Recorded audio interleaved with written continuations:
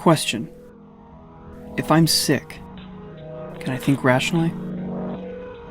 This is a concept that I didn't really think could apply to me until very recently. The idea that I am incapable of reasonable thought because my mind is off, because it has an imbalance of an essential chemical reaction, is scary. It's the number one issue that I face when it comes to dealing with this hindrance.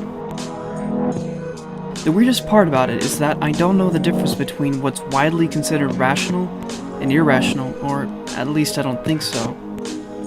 It's complicated, obviously, so hopefully I can flesh it out for my own sake in a clean fashion. Oh yeah, and welcome back.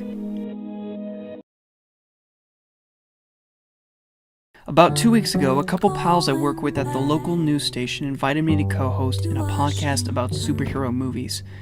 Now, for a guy who is incredibly inspired by the movie industry and someday hopes to immortalize himself in a dream directing role, I don't actually watch all that many movies. For example, I only just watched The Dark Crystal for the first time last night.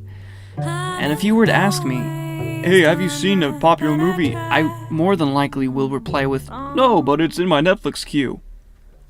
Actually, that could be said for most things in my life. The list part, at least. Anyways, I begrudgingly accepted the role. Honestly, a little surprised that they would want a guy of my weak personality to co-host. But so far, it's been fun. I don't talk a whole lot, and when I do, it's usually to leech off another person's joke in an attempt to maybe add more depth or make myself seem more entertaining than I am. Hey, don't give me that look. This is different. After the show, we decided the night was young and pulled out a deck of Cards Against Humanity.